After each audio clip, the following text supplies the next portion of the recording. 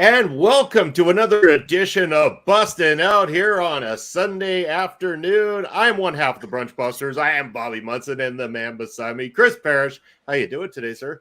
I'm doing well. Also, gonna say this advice: if you're making a protein shake, make sure you stir everything properly, because that last sip was disgusting. Wonderful, wonderful. And you know what? Back by popular demand right here on Bustin' Out, we got that man right below us, Jarrod Fritz, Mr. Ref Fit. How are you doing this morning? And thank you for joining us again here on Bustin' Out. What's up, guys? I am so glad to be back. Barely waking up here, but I'm happy to be here. Wonderful, wonderful. It's going to be a great time. And again, if anybody has any questions or topics they want to talk about in the chat, make sure you get those in for us here this morning. But we've got all sorts of fun that we can talk about here today, guys. The world of wrestling is always a fun time and always a lot going on. In fact, anything in particular that, Parrish, you think we could start with this week on Bustin' Out? Well, we do have topics. I know we do have. I'm just not at the... I think, why don't we, sorry, go ahead. I was thinking, seeing as it's fresh on people's minds, and because it's coming up today, why don't we just talk about that Iron Man match that's happening later? And I mean, of course, we got a great person here to talk about an Iron Man competition of any kind. Somebody who's into that kind of fitness that would take to be able to survive 60 minutes inside of a professional wrestling ring.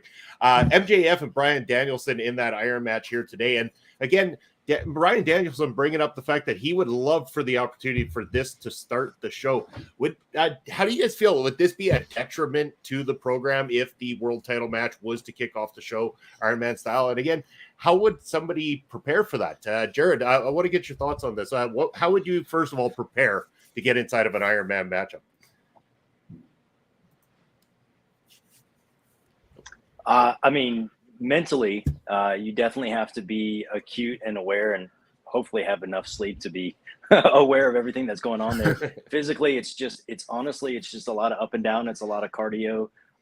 Even standing there, like, a lot of people don't really understand how much fatigue you can get just simply from standing there, not even really moving around a whole heck of a lot.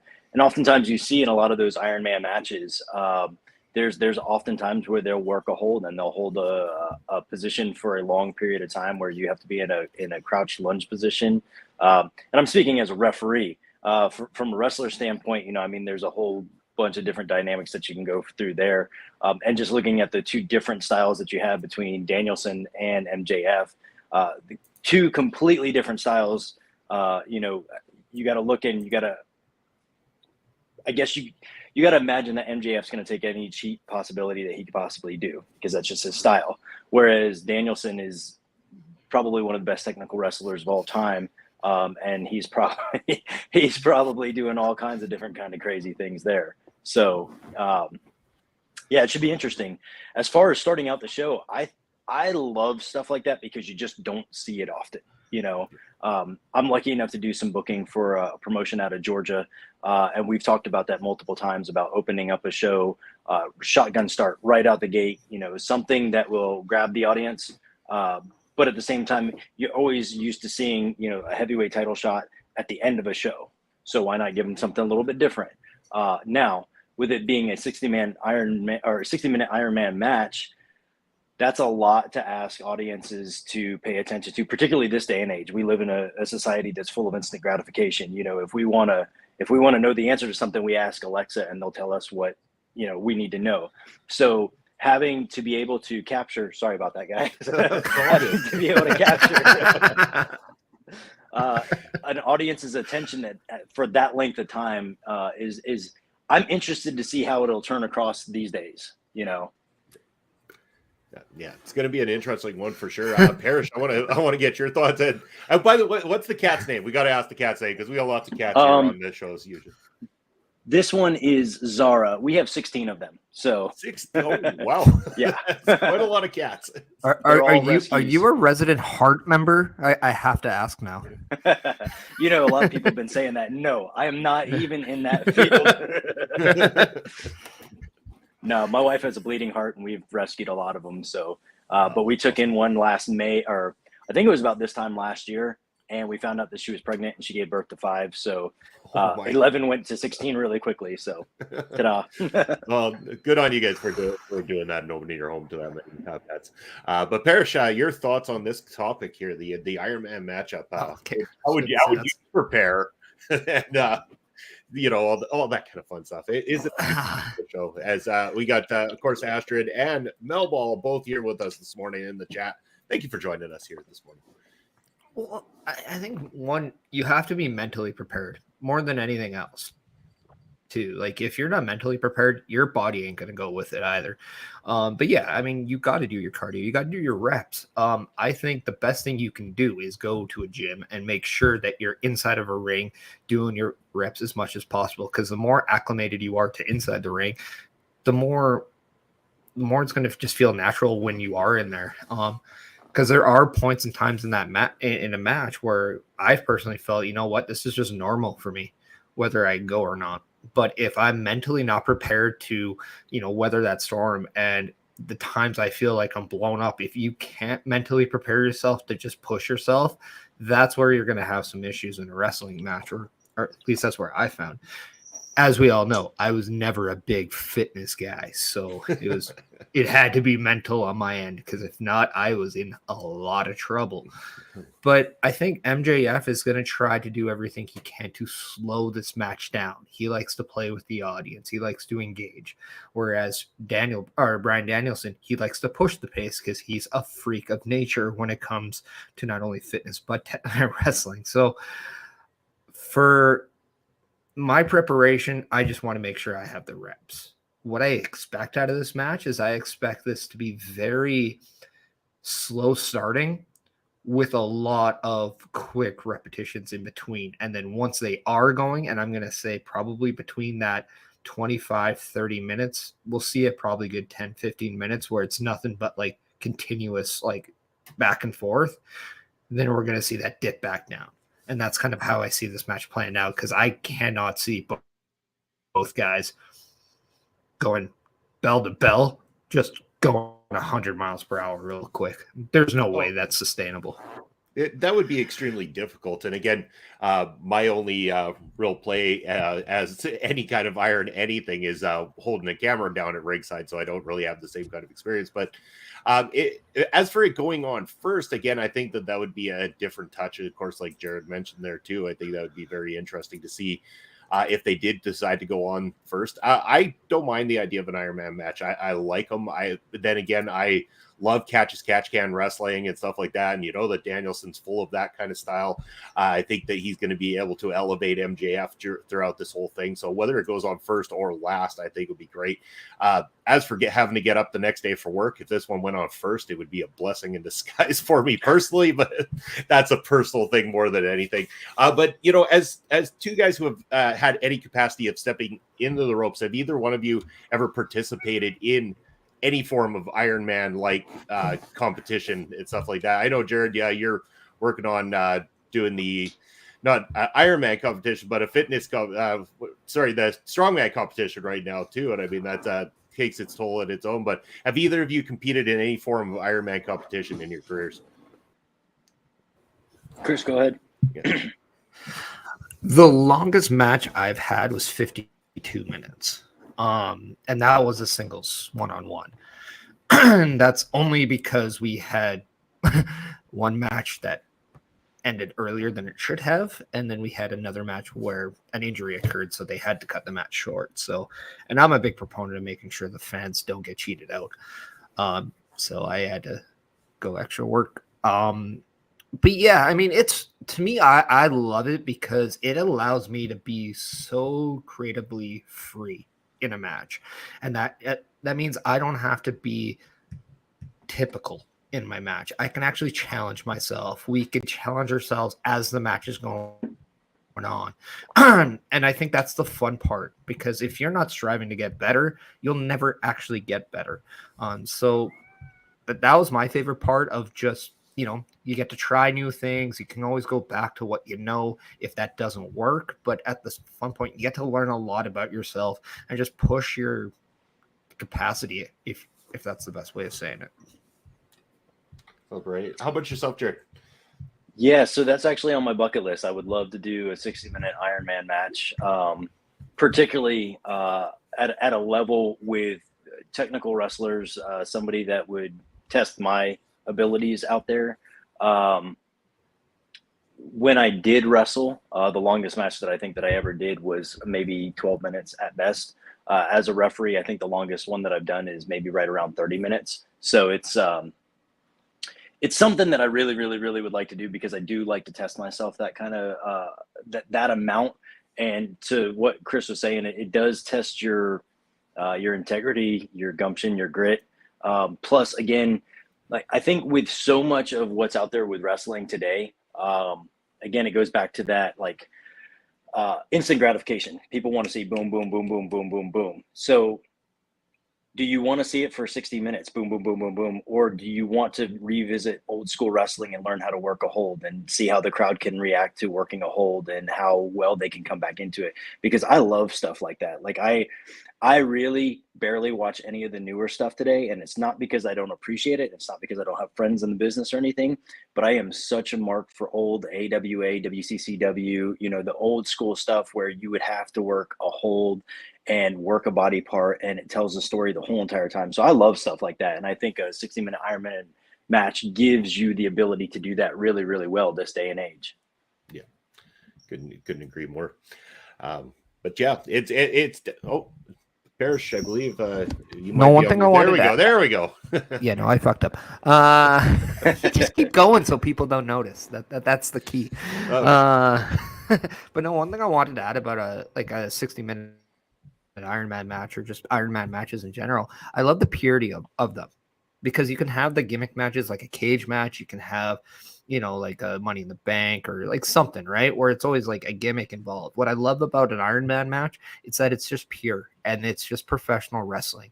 And that's, I think, one of the things that I'm attracted to about that kind of a match is the fact that, you know, you just get to see pro wrestling the way I believe it should be. And that's without all these extra bells and whistles, because the only bell I think that matters is the one that starts the match and the one that ends the match. It's very, very valid points there for sure. Definitely. But yeah, it's gonna prove to be interesting. I know that'll be a lot of the buzz there tonight, and I'm sure the world will be talking about it, and be a lot to unfold from that. But seeing as, you know, we got Jarrod on the show, and this has been a big topic of the week, and I want to kind of get your thoughts on this one. There was a lot of controversy this week surrounding the referees holding ladders in the recent AEW match in which Powerhouse Hobbs made it to the top, grabbing the golden ring. So a lot of controversy surrounding this call in particular. A lot of people that are on the side of it shouldn't be done at all because of what it kind of creates in terms of visual look, while others feel that it should be done for the workers' safety. And I want to get your thoughts first on this one, Jarrod. Which side of the fence maybe you're sitting on? Again, I know that from a perspective of somebody working in the business, if you're asked to do something, you're going to go ahead and do as a promoter is asking you to do. But from a personal perspective, how do you feel about this visually in terms of what was seen during this week? Yeah, I mean, it is a lot of controversy. And I mean, realistically, our job as referees is the safety of everybody in the ring, outside of the ring, whether it's a work or a shoot. So for safety purposes, you want to make sure that everybody's taken care of. At the same time, if a move can't be done on a ladder without somebody stabilizing it, then it's kind of like, the way that I look at it, the way that I've always been trained is, would you do that in a bar fight? And I'm not going to ask somebody in the crowd to hold a piece of furniture for me if I'm doing that in a bar fight. It takes away from the realism in my eyes, because the way it was brought to me is like, everybody knows it's a work, right? Everybody, kayfabe's dead a long time ago. So now our responsibility as sports entertainers, if you will, is to have people question how real it is. I thought this was a work because that looked pretty severe, Yeah. So I think it has a potential to take away from that illusion to people. I almost kind of like if you were watching a magician and they were doing some sort of a performance and you saw that one person kind of slide out of the curtain and you're like, wait, what was that? What just happened there? It takes away from the grandioseness of what it is. And I mean, if you look back at, the first ever big one that I'm sure everybody can kind of refer to, Shawn Michaels and Razor Ramon, you never saw a referee hold a ladder not once in that whole entire match. And that's part of what I think made it so freaking good, was that it was just two people going in there, doing their thing and having one implement that they could utilize in there. And if you're doing multi-man, there's a lot of other things there. I think like if you got creative, you could strategically put people in positions that could make it a little bit safer, a little bit easier. But again, why do you need to do things so big to get it over? I mean, that's just things that I question is like, could you get over doing something just a little less and just being bigger about it rather than trying to have the whole, it's like you put somebody through a table 5 days in a row. That sixth day, it's going to be kind of boring. Now you got to stack 2 tables on it. So like what happens after this big move that you're about to do, people are going to expect that out of you on a regular basis. And I'm turning 41 in a couple weeks and my body already hurts. And, like, I don't know how old these people are, but I can guarantee you their bodies are going to hurt too, Yeah. Yeah. And I 100% agree again, too, because again, I'm on the train of thought that if it can't be done without that visual, then maybe it shouldn't have been done in the first place, kind of thing.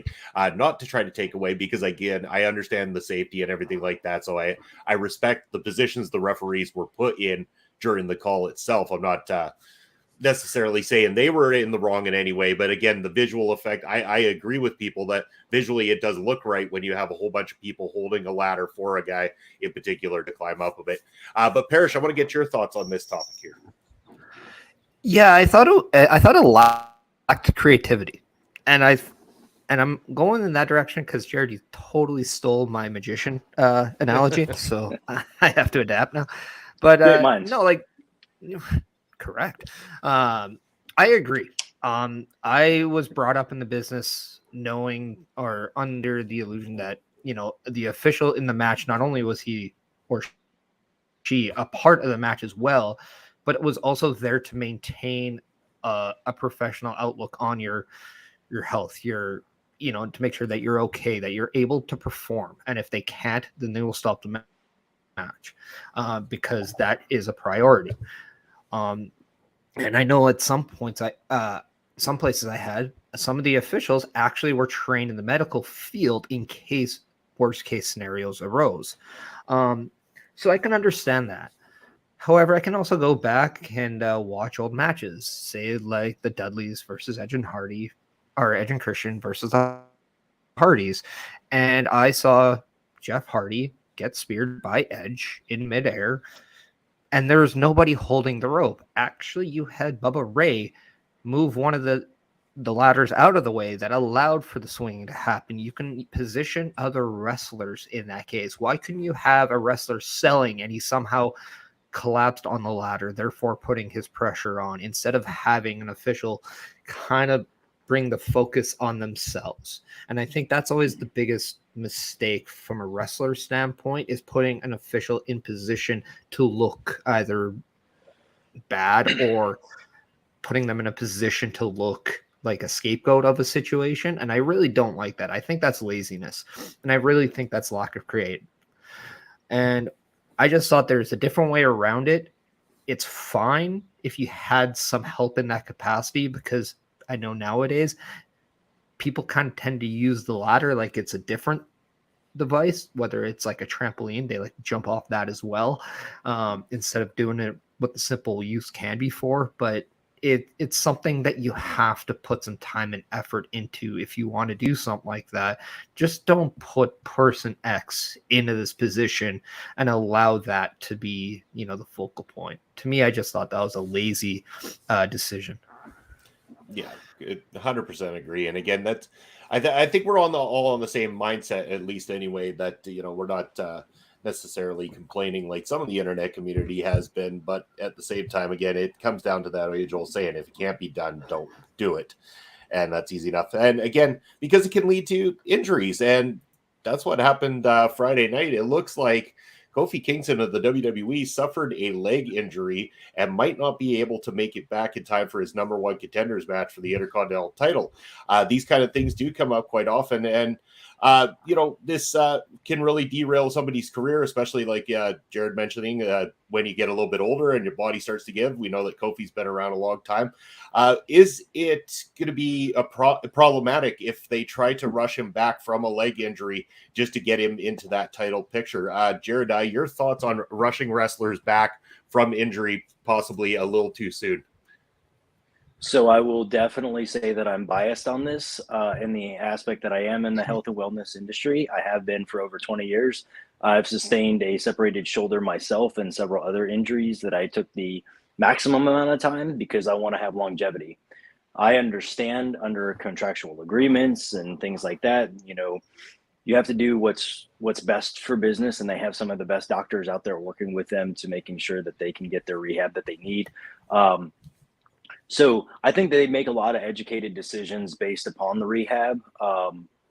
I don't feel as though he would necessarily be rushed as much as it would be, we're just going to expedite the recovery, if that makes sense. We're not on the indies. You get a lot of people that quote rush to get back for some particular reason. I didn't mind taking well over a year off. Like, it gave me an opportunity to reevaluate things and get better. And now here I am, stronger and quicker and more agile than I ever was before. So it's a blessing in disguise. So I don't think with WWE's standpoint that they're going to rush him back, but they always find a very cool and creative way to bring them back in a very surprise manner. So that's what I'm actually looking more forward to at this point now, is like, how will they bring him back? It's never just a, oh my God, he's back type of thing. It's usually something big. And I love things like that. For sure. Parrish, your thoughts on maybe them bringing him back a little too soon? Just what you've witnessed before too on wrestlers coming back before they're fully ready. I think too, yeah, like to Jarrod's point, when you get older, you just get hurt quicker, easier. It's just, it's just the way of life. It's not fun, but it's just like, I don't know, like I can walk up the stairs and my hip goes now because I'm getting old.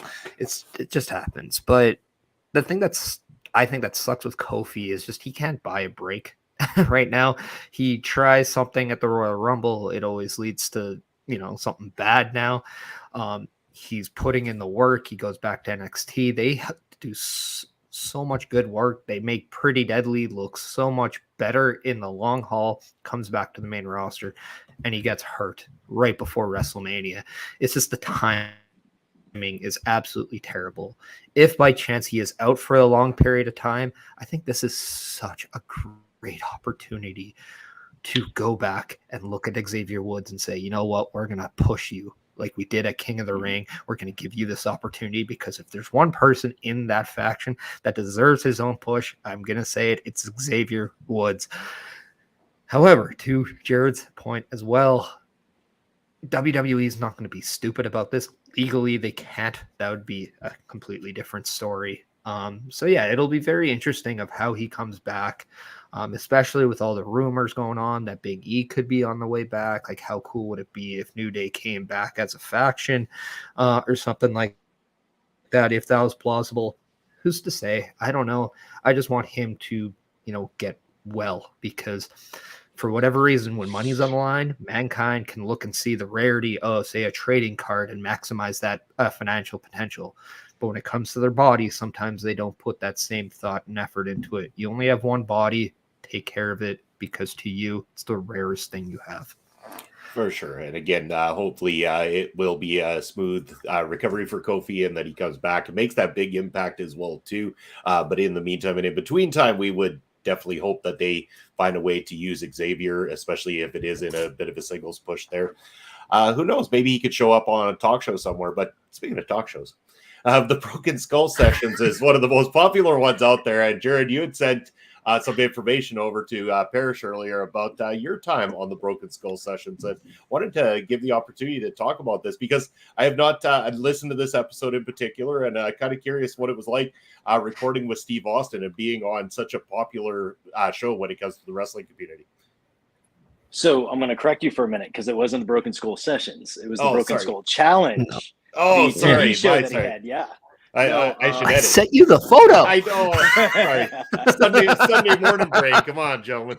It wasn't a button. It was reading. No, I'd absolutely love to be on the podcast. I mean, that'd be so much better on my body, right? Well, my apology. No worries. I'm trying to think exactly how long ago it was, but I think it was season 2. A buddy of mine got on to Steve Austin's Broken Skull Challenge, and I was curious as to how he did it. And he's like, oh, yeah, you just go online and you apply. And at that point, I was weighing like 150, 155, really, really small guy. And, you're looking at some of these people that are on the show and you're like, yeah, there's no way possible, but I'll go ahead and fill it out, And so I filled it out. And I actually kind of completely forgot about it for about 3 or 4 months. And one night I get a phone call from a California number that I didn't recognize. So I just sent it straight to voicemail, and it comes through, and I listen to it, and I'm like, oh shit. It's the production company for Stone Cold's show. I mean, this is awesome. They're like, we reviewed over your application. We'd love to do a, one-on-one face-to-face. And we did that. They're like, this sounds great. We'll be back in touch with you in a couple of days. Got the notification that they wanted to be on, but I had to do a background check. I own my own business, so background checks are a little bit more difficult to do. I missed the window by like this much to get on the show. So I was like, defeated at this point, So I stopped training, because I was training pretty hard there, like pretty much nonstop for about 3 or 4 weeks. And I figured since I wasn't going to be on the show, I'd take about a week off. And at the end of that week, I get a phone call saying, hey, somebody had to drop out last minute. Can you be on the show? And I was like, yeah, sure. When? They're like, in 3 days. I was like, oh, great. This is going to be awesome. So I rearranged my schedule, got on the plane, flew out there, definitely not in the shape that I necessarily wanted to be in. But man, it was such an awesome opportunity to work with people. And much to my surprise, they actually, like a lot of competitions, we had weight classes. So I was working with guys that were roughly around my same size, which made it a lot less intimidating there.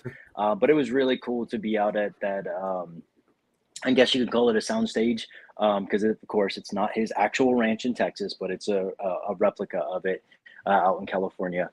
Some really good, amazing athletes. And I will say that it was the kick in the pants that I needed to really escalate what I wanted to do with my fitness in my life. Because I've always been into health and wellness and working out and making sure that I was, quote, fit. But Steve Austin had taken all 8 of us that were there. He's like, listen, you guys are here because I particularly picked each one of you out from everybody else that applied for particular reasons. You guys are absolutely the best of the best in this field. And so I'm like, hell, if Steve Austin's saying that, I can't let him down, So ever since then, I've always stepped up my game continually with working out.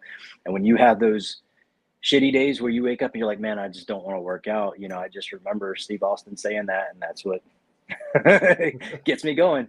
Yeah.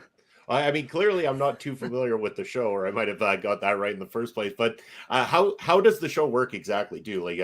What are the challenges that are involved with your season?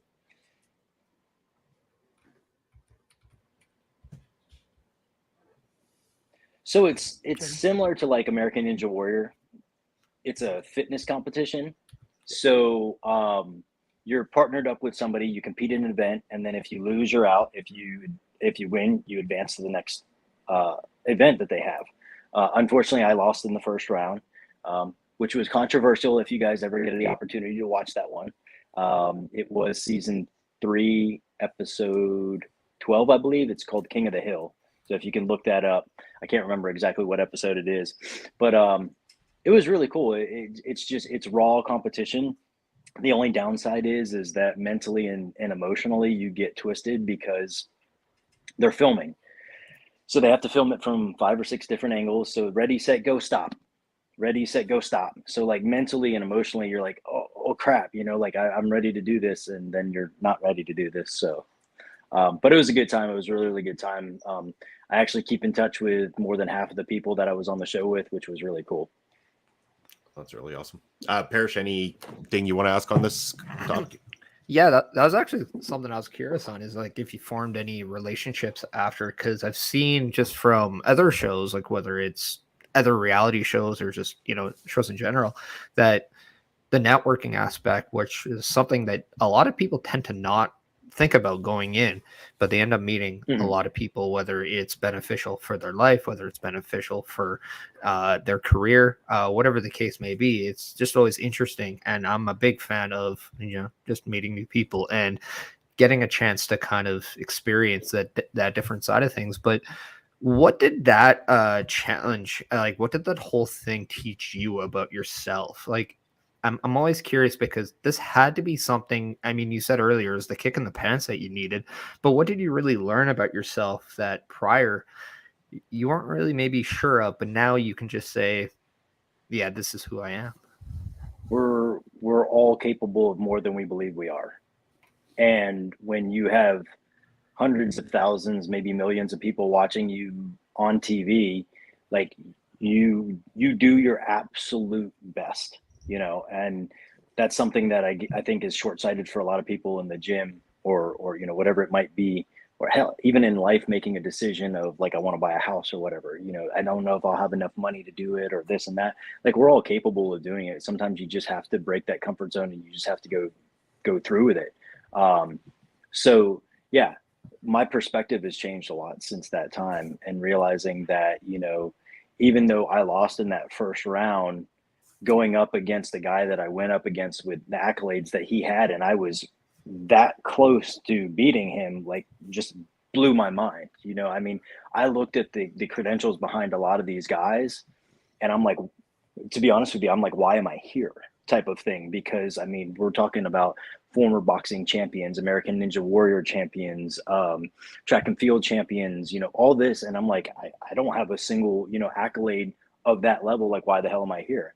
And clearly I'm there because something was seen in me. So like, when people say they see something in you, you should probably listen to them, because you have it in you. You just have to let it go, if that makes sense.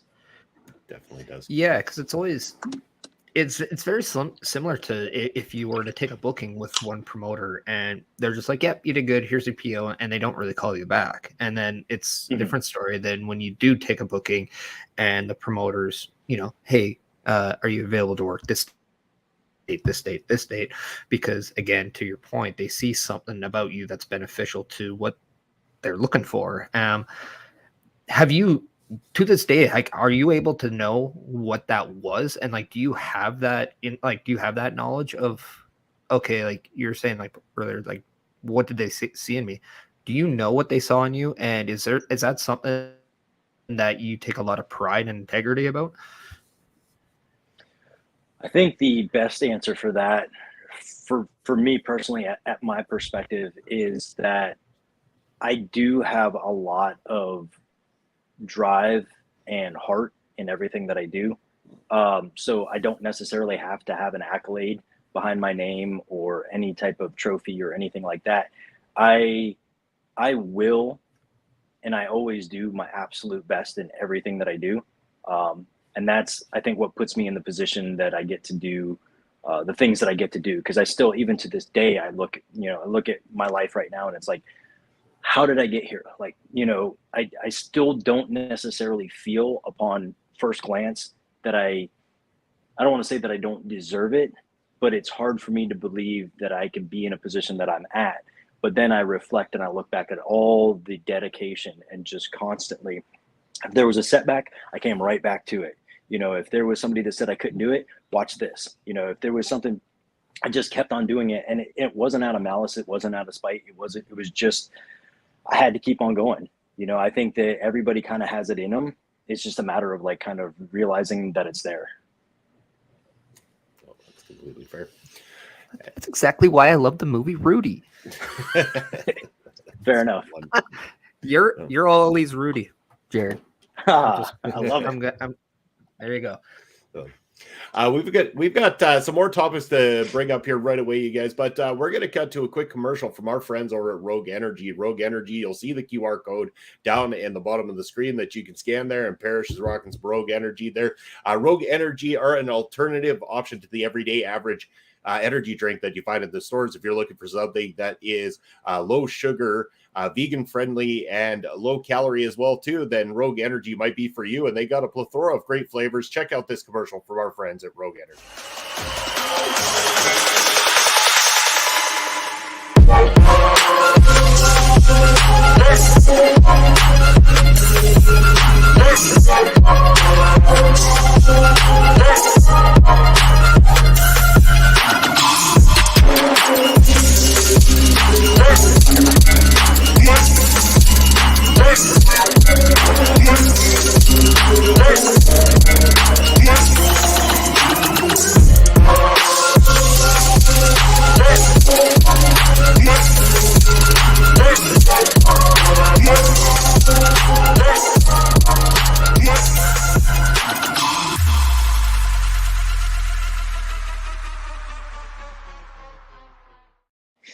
So Rogue Energy, it comes in powder form that you can mix yourself, or for our friends in the U.S., of course, the cans are now available, delivered right to your home. Check out rogueenergy.com. Use the promo code OLEPODS for 10% off of your order today.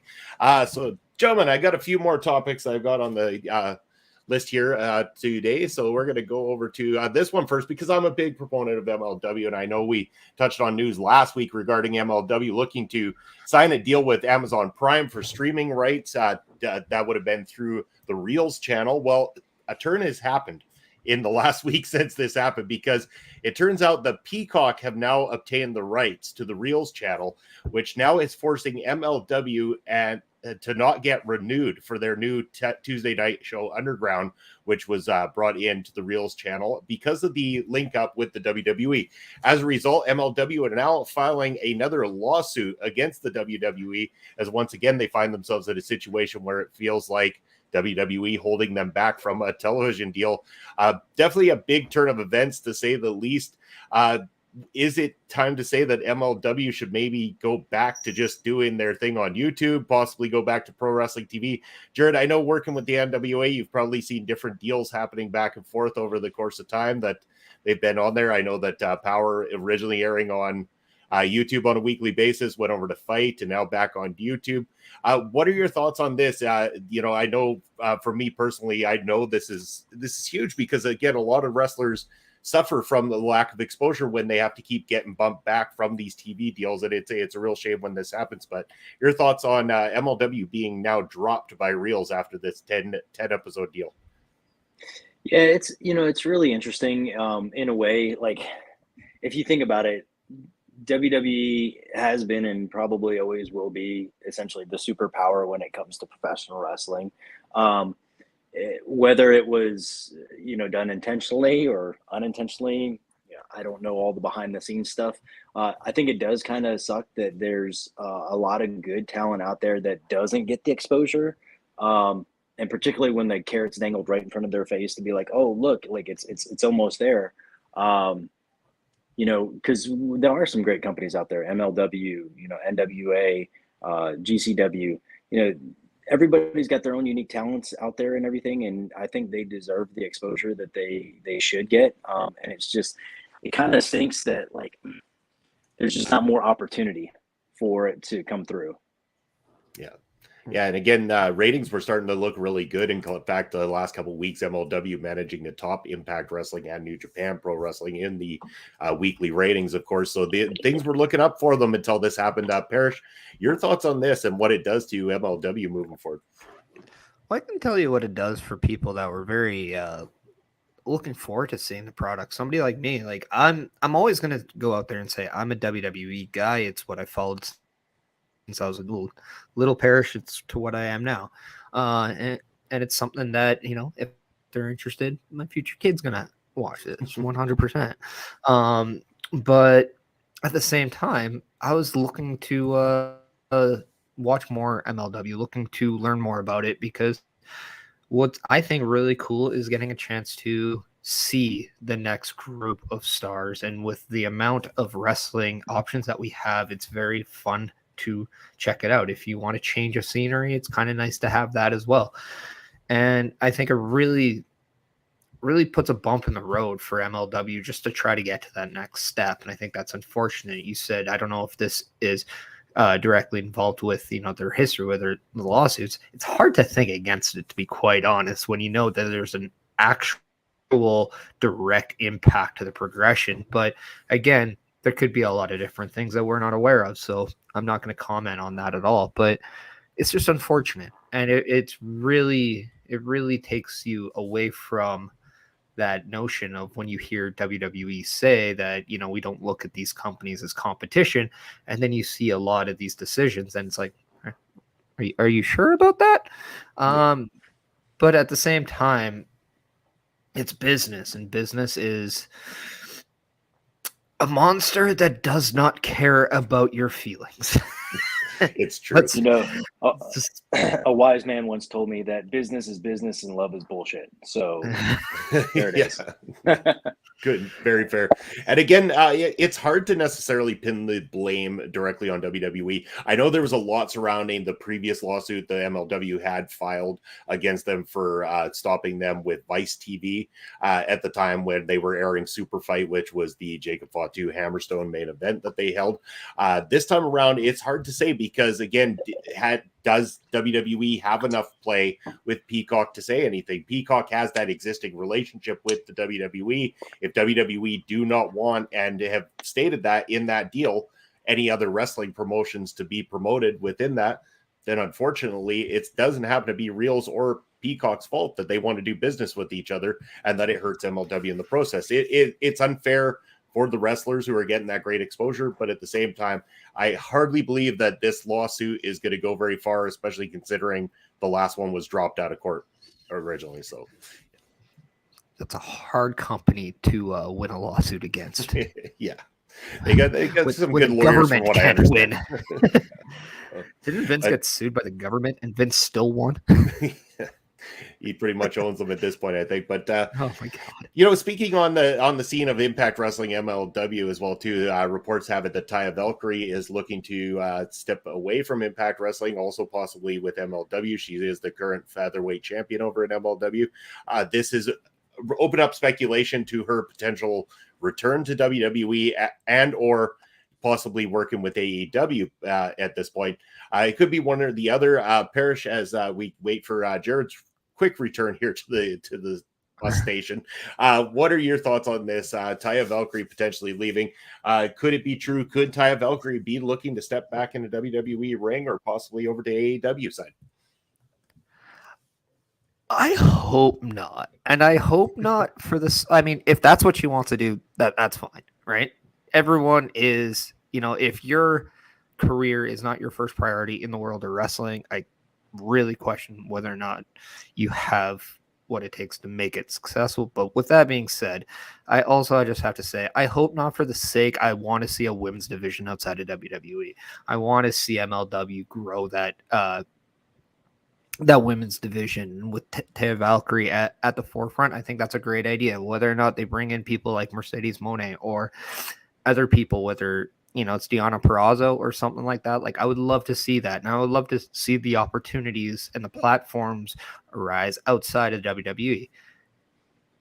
But if going back to WWE is where she wants to be, where she's happy, then that's her choice. And I would gladly be okay with that, because I think a lot of people thought that maybe her last run in WWE wasn't exactly something that they liked, or they want to see what she's really capable of. And that's fair to say too. But at the end of the day, I'd like to be able to, just from a fan point, I'd like to have a different platform to go watch women's wrestling than just WWE or Impact or something like that. I'd like to see these places grow and become better too. Certainly. And I mean, Taya's done just that for both Impact and for MLW. And again, it would be a shame to see her leave to go back to the WWE, where again, people have argued and said that she really didn't have the push or anything, or the level of competition over there. Not that the competition wasn't there, but wasn't given the opportunity, I guess is a better way to put it. And with AEW, who really knows? But there could be other doors opening too. We know that Ring of Honor is now going to be coming back in a big way. Of course, there's always the NWA as well too. Jarrod, your thoughts? Taya possibly leaving Impact MLW. Where could you possibly see her going? Or maybe you want to be able to work with her, or have you worked with her at some point in time? Yeah, actually, I've gotten to work with her multiple times over, and through NWA, and she's a fantastic athlete, fantastic performer. I think she's great wherever she goes. And when it comes down to it, kind of like Parrish was saying, it's like wherever she's the happiest at, wherever she feels like she's the most comfortable at. She travels between AAA and between NWA and Impact and MLW, like she's constantly on the go. And that can be tough. That can be frustrating, because it's also different styles that you now have to adapt to every single time that you're out there. I had actually asked her the question is like, how often do you have to like mentally switch? AAA works the right arm, where everybody else in the United States works the left arm. And it's like it's like speaking a different language. Like, how quick are you able to adapt to that? And I mean, that's got to be hard. But like, I mean, she's fantastic, and I'd love to see her succeed at the highest level possible. So whatever makes her happy, like, go for it. She deserves it. She sure does, and hopefully she will show up where she rightfully belongs and becomes the star there that she deserves to be, because she has been a star everywhere else. At Parrish, I know something's on your mind there. What's up? Well, no, because it kind of just dawned on me. I just watched Chris Van Vliet have John Hennigan on, and John Hennigan said that he feels there's a lot of openness to the way him and The Miz occurred in WWE, and he would be very open to going back and finishing that. And it makes me kind of wonder, could this be very similar to the Chelsea Green, Matt Cardona situation, where we saw Chelsea Green go back to WWE, and then and it's very heavily rumored that we will see Matt Cardona in some shape or form go back to WWE as well. So I'm kind of wondering if that's kind of the similar thing, if that's just their home, because it's hard to assume a guy like John Hennigan not being in WWE, because that's where we saw him. We talked about the Broken Skull Challenge, but I mean, I still remember watching him at Tough Enough and becoming the season 2 winner. So it kind of goes with saying that maybe to them, WWE is where they always want to be. And I'm seeing right now, like, we're seeing a lot of WWE being where people are choosing to be nowadays. So it's very interesting, but the main point is, go where you're happy and where you can be most successful, I guess. Certainly. I mean, that's really what's important. And, we just mentioned AAA, so I want to bring up this topic next, and this lands right into NWA territory, is the announcement of a big festival coming up, a coexisting promotion. I believe that AAA is behind the promotion of this, but working coincide with the NWA. It's the World is a Vampire Festival that's taking place in Mexico City on March the 4th, and also going to be headlined by the Smashing Pumpkins, playing a live show as well too. Jarrod, how much insight do you have into this particular event? Are you going to be in any way a part of this event as well too? Will you be traveling to Mexico City for this? Well, I absolutely wish that I would have. It did happen last night, and from Oh, everything that that's I've just got. sorry. Oh, Hey, Sunday morning, right? that's right. That's right. Hold on. I think we got something to play with these kind Oh, of there you things go. happen. You can use your phone. There we go. That's But why I just that one. I was I, gonna go with I've the breaking news thing just to say the same thing, but I was actually more but no, I've heard some amazing reviews from it. You know, I talked to Joe and Kyle just recently. I spoke to Mecha Wolf about it. They said it was incredible. It was just, if you actually go on social media and you look at Kyle and Joe's stuff, I mean, it was just such a cool, it's something different, right? And that's the reality of like kind of what you guys were talking about a few minutes ago is like, you know, WWE can look at other wrestling promotions as competition, and that's only because they're doing all the same type of thing. Well, what makes things different? You know, how do we bring something that's new? And like, when's the last time you saw a very high level wrestling company work with music and do like a collaboration, right? I can't recall anything, and I may be naive to it, but I can't recall anything of that level.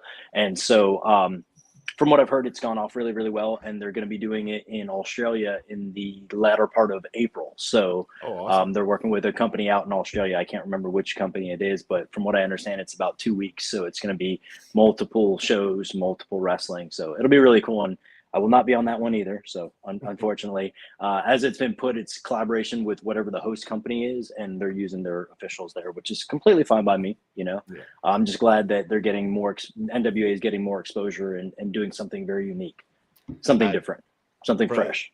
Being Australia, I wouldn't be surprised if it was like a PWA Black Label or somebody like that. It tends to be one of the bigger known companies out there that produced a lot of the stars that we've seen coming in, or the ones coming into WWE. That was their home base and stuff like that was PWA as well. So I imagine that could possibly be the production or the company that's the promotion that's going to be working out there. But that's me just speculating based on knowledge of the Australia area and stuff too. But yeah, you're right. I mean, this sounded cool. I had to bring it up because first of all, I'm a Smashing Pumpkins fan, so anytime I see news about the Pumpkins playing, it's a good thing. But yeah, it's something where it's great to be able to bring in that collaboration, having a rock band play, be able to have a promotion, especially being able to have a North American promotion working with a Mexican promotion, because like you said, things are different on both sides of the fence sometimes, the way things work over in AAA versus the way they work in North America. So it's a great opportunity for both sets of fans to be able to be exposed to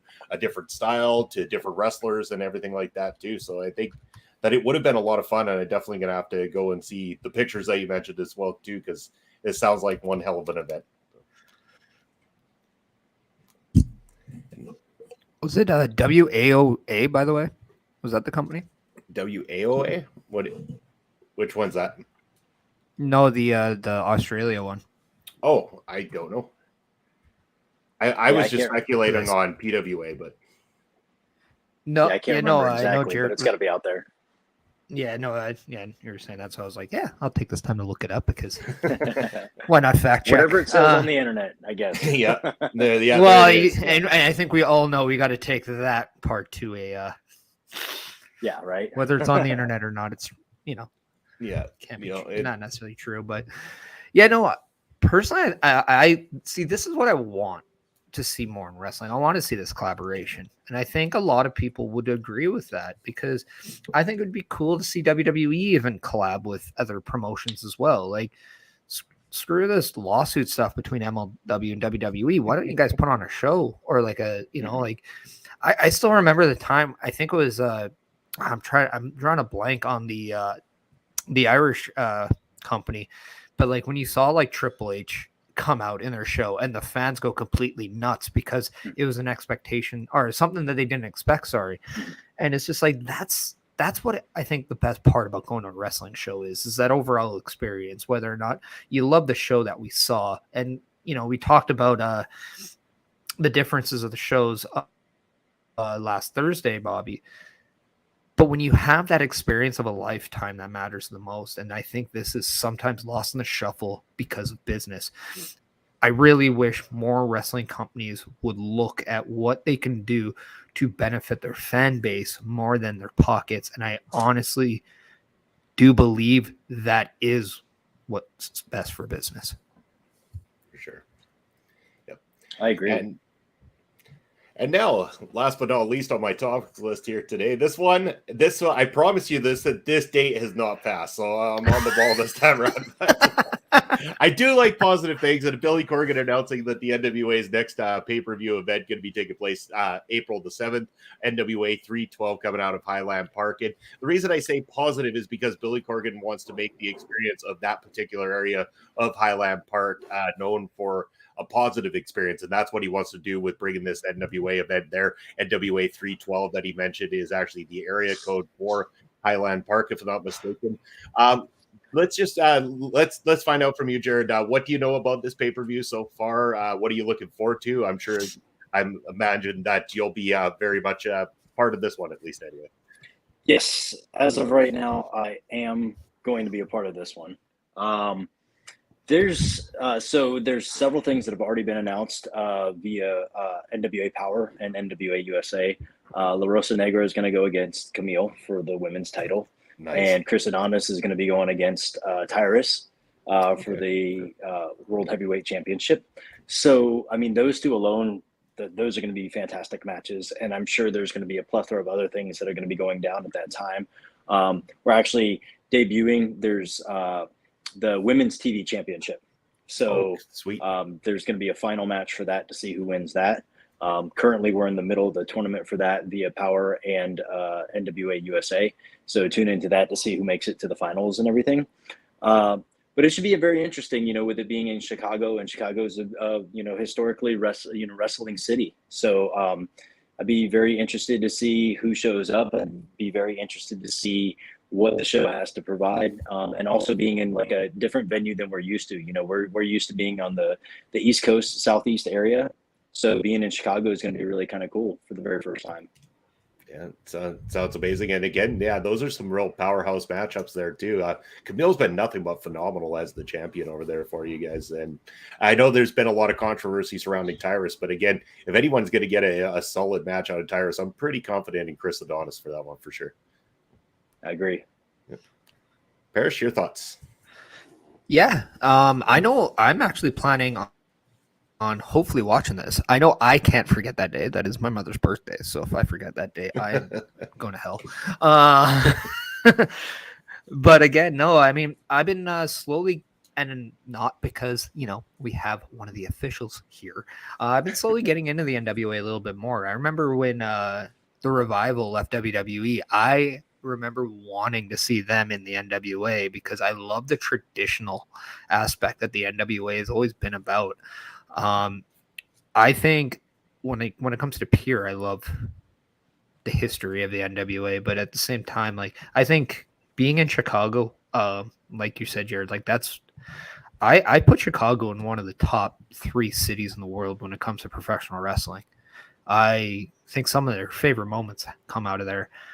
I'm very interested about the Tyrus Chris Adonis match. Those guys are going to really get that crowd fired up. Tyrus for sure is going to get Chicago riled up, and I think that's going to be a fun thing to say. But I think too, like, just watching the rise of Camille just in the last few years has been spectacular. She has I don't want to say improved, but just really put herself on notice. And I think that is so good for women's wrestling. I cannot wait to see that match because she is going to tear the roof off, and she is going to drop a lot of jaws on April 7th. Yeah, I agree. Yeah. I've been fortunate enough to actually grow up in the Indies with Camille. So I've been working with her for a very, very long time, and I get an opportunity to work with the majority of her matches and everything. So just to watch the evolution from the first time that I worked with her all the way up to where she's at right now, it's just the thing that I absolutely like the most about what she does is she brings a lot of intensity to the actual character of what Camille is, right? The moment that she walks out of the curtain, the door, whatever it is, you already feel it. And you don't get to see that too often with all the fanfare that's usually associated with a lot of other promotions, because there's pyro and there's a big Titantron and all that. So you don't get to have that necessarily that feeling that the moment they walk out, you get that intensity. So I think she's doing a killer job with that. Yeah, I think she's put the entire women's division of pro wrestling on notice, and any company would be smart to have her along. But NWA has done a great job with her, and I can't wait for that matchup as well too. So NWA 312 Highland Park, that's on April the 7th. Again, Chris, if you're going to be watching it, maybe we'll both have to watch that one and be able to talk about it in full here as well too, because I think that would be a great thing to do here on the channel to get people a little bit more familiarized with the NWA product itself. Yeah, and I want to take this time to kind of ask maybe Jarrod this question, just in case we do have people watching and they want to follow more NWA. How is the best way to watch NWA wrestling? So right now we're all localized back on YouTube. So subscribe to the the NWA YouTube channel, and you'll get every Saturday at noon, you get NWA USA, and every Tuesday at 6:05, you get Power. The pay-per-views are still available through Fight TV. So anytime we have a pay-per-view, go on Fight TV, purchase the pay-per-view, you can watch it there. But pretty much that's kind of where we're at this point right now. And who knows, we might have something in the future that's a little bit more nationally and internationally known. We'll see. Evolution. It's gonna be awesome. Looking forward to it. But yeah, as far as topics goes, that's all I've got for today, guys. But is there anything just shooting the shit now? Anything we want to talk about to finish the show up? I do have one question for Jarrod, and that's only because it kind of spawned on the Camille conversation that we had. I know at the tail end of my career, I was really specific on the officials in my matches. I've come to learn that this is much more of a normal thing that wrestlers will ask either the higher ups or the official themselves, "Hey, can you do my match?" Do you have anyone specific that always comes up to you or always chooses you, or you're being asked to ref certain people's matches on an occasional basis? Actually, quite often, a lot, and that's hopefully not coming across as arrogant or anything like that. I take a lot of pride in that because it means that the wrestlers feel comfortable and they feel safe and they feel like what they're going to get out of what I do is going to help elevate what they do. Which is what I was trained to do. So that's our job as a referee. I will say that Camille has asked multiple times for me to do her matches. And the reason also being with that is the visual. I am the smallest of the three referees that we have at NWA. And by being the smallest, it makes them look even bigger, which is what you want, you know? Mm-hmm. So like, you know, I'm thankful for that. The first time in my life that I'm not pissed off that I'm short, you know? But yeah, so, and even on the indies, you know, I get people that will ask, you know, specifically to make sure that I've got their match. And again, I think it's not necessarily because they don't like the other people. I think it just has to do with the fact that they want to do certain things that they know that I'm capable of doing. You know what I mean? If you have a multitude of falsies back to back or quick pins back to back, I promise you I will get there, you know, and I will make it look good. And if you need a big falsie, something that makes it, you know, the crowd really, really pop, I'll be there for that. And I'll make sure that that looks good, you know. There's the old saying goes that, you know, a good referee can make a bad wrestling match look good, and a bad referee can make a great wrestling match look like shit. So, you know, I've always held that in the back of my head to make sure, like we talked about earlier, I'm always going to do the absolute best that I can possibly do. So it means a lot to me when people do come up and ask specifically to work with me. Yeah. It's actually interesting. Oh, sorry. So no, I was going to say that's very interesting that you said that. And then, yeah, sorry. I'll let you read the comment first, and then I'll.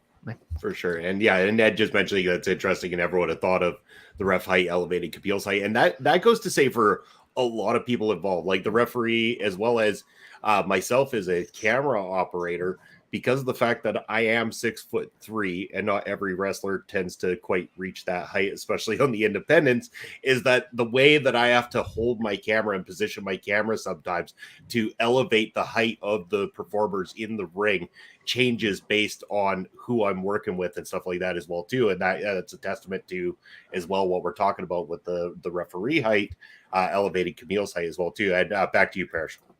Yeah, no, I always made it a thing that if I was ever the heel in a match, and I'm very aware of how big I'm not. I know I'm 5'7". I know I look like I'm 170. I'm really a 180 depending on how many calories I partake in that day, which, because I'm not a body guy, could be a lot. But I always like the larger referees because I always like to be very animated, I guess, whether it's talking to the crowd, whether it's even talking to the official, whether I get it too, and then I like to try to berate him.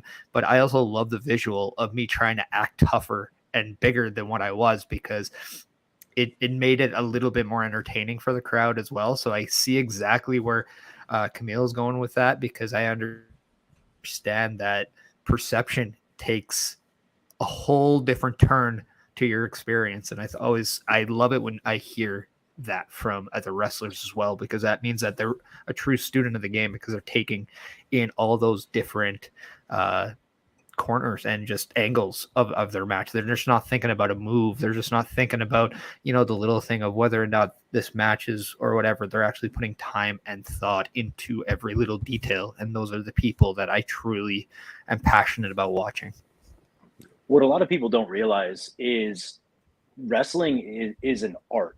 We use that kind of loosely, but when you really, really think of it, there's a producer for NXT right now. His name is Nick Bonanno, who used to be a referee out in the California area. And he and I had a chat one day, because he's actually very, very big into art history and art psychology. And he would show me paintings, and he'd be like, look, you see how you see this, and this is where your focal point is. That's how a match plays, and the referees that I get to help and that I get to train, I talk about that all the time. Is one thing that drives me absolutely crazy is when you see two wrestlers down on the ground and the referee's just kind of like lackadaisical bent over, right? It takes the visual away from the wrestlers that are down, and now you just see this kind of like slumped person hanging over. Whereas if you change your level and you bring your level down to those wrestlers, that visual of everything right there makes it look that much more intense and that much more of something that's serious, like I'm going back to what I was saying earlier about safety, right?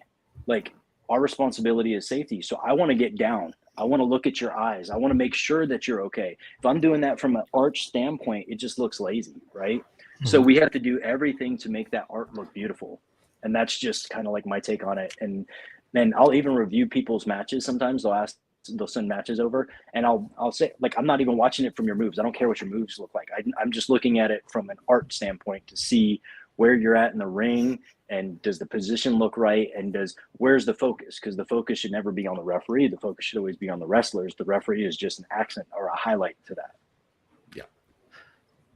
When I had a booking and I found out that I'm wrestling someone that I've never wrestled before, I would definitely go on YouTube and I would check their matches.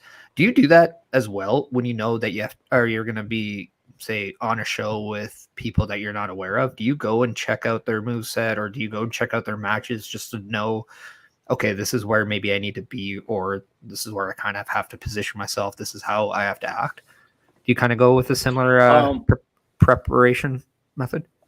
I have in the past. What I really enjoy doing now is actually getting out in the ring with them, just to kind of get a feel.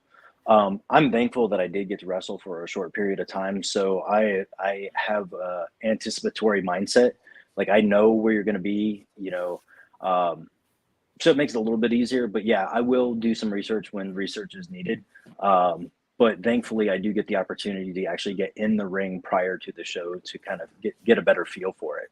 And also put my knowledge and my 2 cents about what a referee is responsible for and not responsible for, because there's often times where somebody will call something to me and I'm like, well, that doesn't make sense, because I would disqualify you for that. Well, just for this one time, just don't. I'm like, no, like that's not going to make me look good. We can get to the same point you're trying to get to. Let's just use my mindset so it doesn't bury me and it doesn't make you look really weird in the same standpoint. Yeah, that's very fair. So. Okay, I have to ask now, because I have a theory about the triple threat match between Becky Lynch, Charlotte, and Ronda Rousey from WrestleMania. Okay. One, have you seen this match? I believe I saw it, but I can't remember any of the specifics from it. Okay. I was going to go to the finish, just that pin, if you remember that. I do not off the top of my head, but you can Okay. freshen me up a little bit. Okay. There is a pin, and it's a crucifix pin that Becky does to Ronda. And the way Ronda's legs were, they were very kind of not traditional together. They were definitely spread apart. But the referee was to the side of this and counted the 3. This is where I have a theory that Ronda probably was supposed to kick out, because normally the ref would be behind at the shoulders if that was a planned finish. But because it was at a side, the thought there would have been a kick out, because had there been a kick out, they would have rolled into that position. Am I under, like, this is just my theory of this is how I think maybe Ronda did mess up that finish. I don't want to put blame, but I need to ask you as an official, because you clearly know where you have to be at all times, pins included. Does that make sense? Because on a crucifix pin, if you're on the side, you're probably anticipating a kick out, correct? So, yes, I mean, that's a very good point, and not even like referring to that match, but just the positioning in general. Like, I am very, very adamant, and very rarely will you find me at an angle that doesn't get to see both of the shoulders. And in a position like that, where her legs were kind of splayed in a really wrong way, I don't have any problem sliding out of the ring to create distance. So that way, if there is a kick out, they can roll out. So like, there's been several times where I've actually slid out of the ring and I'm looking and my hand's inside and I'm making the count right there. And I think that puts more validity on the referee in general. Again, we're put in situations sometimes where it's just, we don't know exactly what's going on, whether you want to call it a botch or a mistake or anything like that. I don't really like the term botch because, in a fight, does everything go smoothly? No. But it's one of those things that, I swear I was camera supposed to win them angles all. and this and that, and I'll tell people too. Yeah, right. I'll go out and I'll tell the cameraman, there might be a pin finish that's, it just gives validity to the situation. Yeah, for sure. Any other questions that you got there, Parrish, at all? Or? No, I think I'm counted out. You counted out. We're all good. See what you did there. Yeah. That's perfect. Yeah, it was no I'm longer corny, a 2 count. So, Yeah. but well, it's why I said this was the second fall. oh yes, I mean, it was the perfect title I can think of. That's right. It's a beautiful. We'll have to have title, a 3 count, right? That's right. 100%. 100%. But it has been fantastic having you here, Jarrod. I just want to take this moment to allow you to let everybody know where they can reach out to you, what you might have coming up here very soon that they should be on the lookout for. I appreciate it. March is a very slim month for me. It's my birthday March, or my birthday month. So I'm taking some time off to recover and train for this strong. March 16th. Nice. Yep. I'm the 11th. So if I don't see you, happy birthday. Oh, same to you. But yeah, so I'm taking some time off, doing some training for the strongman competition I've got going on April 1st, April 7th, as you said, NWA 312. We're going to be in Chicago. Tune in for that, Fight TV. If you want to find me on social media, Jarrod.Fritz on Instagram and TikTok, Jarrod C. Fritz LMT on Facebook, and J. Fritz Refit on Twitter. Beautiful. Okay, so you were on Stone Cold's challenge and you're a 316 baby? That's ironic. Isn't it though? Oh, that is. It was meant to be. Yeah. And Parrish, how about yourself? Where could the good people find you if they want to reach out to you? You can find me at home doing nothing. I mean, online, you can follow me on Twitter, Chris Parrish, Instagram, Chris.Parrish, the YouTube at Chris Parrish, and on the Twitch at the Chris Parrish. You can follow me here at our local establishment every Sunday at 12:15 Eastern alongside you, Bobby. Yeah, alongside busting out. Yeah, I always get the point right now, and I'm so proud of myself because holy crap, do we mess up on that all the time now? That's why I gave up on pointing altogether. I can't figure it out to save my life. But again, if you want to reach out to me, check out the ticker below. That's where you can reach out to me anytime. And of course, on the socials, but also here on our local establishment, I got a few things going on. Just dropped Friday night, the first episode of my new program, Killer Cuts, talking about horror movies and franchises. You can also check check me out Thursday nights with the man with the angelic voice, Papa Smokes. We talk all things professional wrestling from the past up to current day, especially on the independent stuff. And of course, every Sunday here on Busted Out with you, Chris Parrish. And once again, a big thank you to our special guest, Jarrod Fritz. We appreciate you coming on for a second time. And the fact that you said a third count, a 3 fall, we got to make this happen for sure. Just to let everybody know, we are raiding out right now on Twitch. But if you're with us on YouTube, stick around till the end. But yes, once again, thank you very much for being on. We really do appreciate it. Hope we can make this happen a third time coming up soon for sure. I look forward to it, guys. Thank you guys so much and have a great day. All right. Yeah, you as well, too. Take care, and we'll see you soon. And for all of you, we'll see you again next Sunday. Take care, everybody. You're ready to rock, we'll just let it roll. Are you ready now? Are you ready to move? Let's just move.